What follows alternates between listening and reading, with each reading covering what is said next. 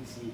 Sama hal dengan minyak goreng. Kalau dikaitkan dengan konflik internasional gitu ya, berpengaruh terhadap kenaikan CPO dan lain sebagainya, ini kan di luar prediksi.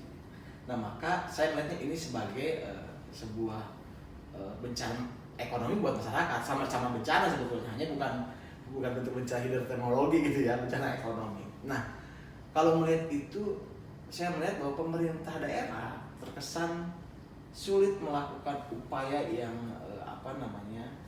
mendadak begitu ya. Kalau ada bencana kan bisa ngeluarin anggaran BTT dan sebagainya. Nah, ketika ini saya melihat bahwa nothing tulus pemerintah daerah. Nah, Dewan seperti apa melihat program jangka pendek, panjang, dan dadakan mungkin? Nah, gimana Kak?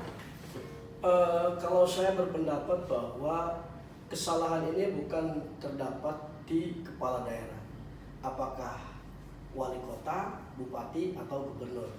Tapi hal ini adalah kelalaian juga di dinas-dinas terkait, seperti dinas perdagangan, ketahanan pangan, mungkin dinas pertanian juga, dan lain-lain halnya.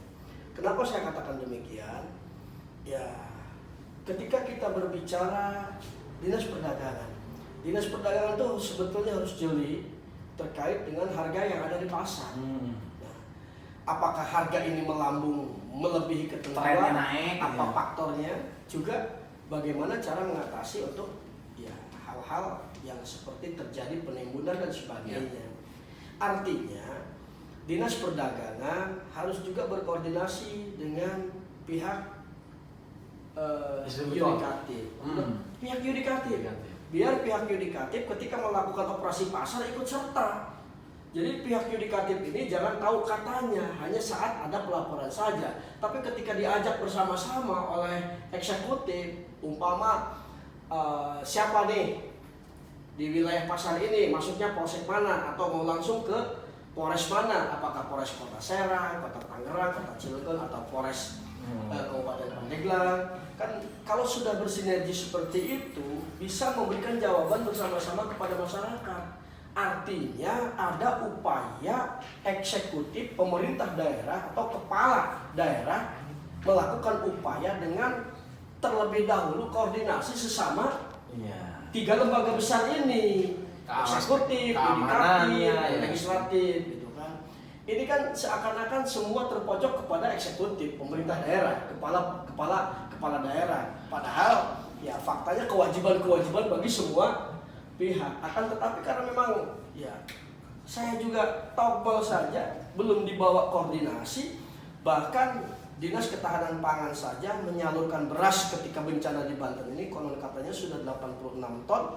Kita tidak tahu satu titik pun. Nah ini Pak Dewan yang punya konstituen ya, yang tahu masyarakat ya. Kita yang tahu masyarakat. Ini katanya selama ini tahun anggaran 2022 yang baru bulan 3 ini sudah menyalurkan 86 ton, tapi kami sebagai wakil rakyat, mitra kerja mereka di Komisi 2, satu titik pun penyaluran itu tidak pernah tahu.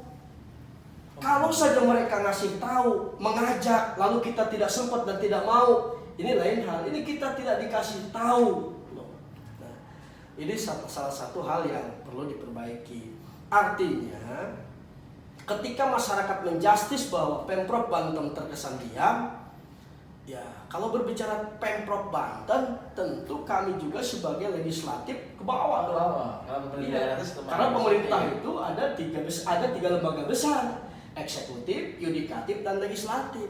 Kita saja legislatif, apalagi yang tupoksinya mitra kerja dalam persoalan ini, ya tidak dikasih tahu. Kalau mereka sidak ke pasar mana juga kami tidak diajak. Jadi kalian kalau ada masyarakat sering nanya, kalian kemana? Nggak ada operasi pasar gitu, karena memang nggak tahu ya. Kalau saya tanya sih, jawabnya kan gampang-gampang saja. Ngapain nunggu-nunggu operasi pasar? Uang oleh pemerintah udah dikasih. Apalagi sekarang ke desa-desa ya, nggak tahu kalau daerah kelurahan. Kalau ke desa-desa kan diperintahkan ada BLT ya, BLT dari dana desa langsung untuk masyarakat. Uang udah dikasih, tinggal belanja aja semaunya.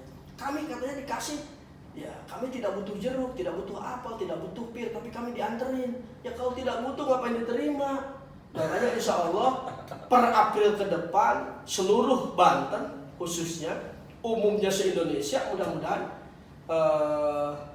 bantuan pangan non tunai itu tidak ada lagi, sehingga menjadi bantuan tunai yang masuk ke rekening mereka dan mereka yang belanja sesuai dengan kebutuhannya. tupoksinya, kebutuhannya sesuai arahan pemerintah. Oh, jadi ya nanti pakai langsung rekening ya. Ada yang masuk rekening. Silahkan belanja di warung mana, di pasar mana bebas dengan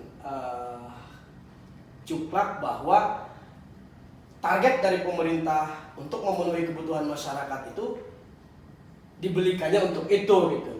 Jangan sampai 600.000, 1 juta atau 2 juta bukan dibelikan bahan pokok tapi dibelikan hal-hal lain.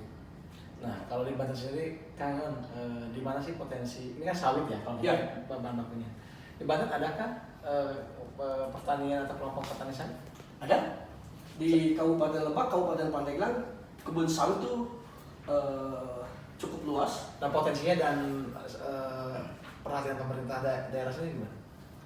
Ya, kalau menurut saya terkait dengan pengusaha pabrik, pengusaha kebun sawit, ini tidak dilakukan secara mendetail menurut saya.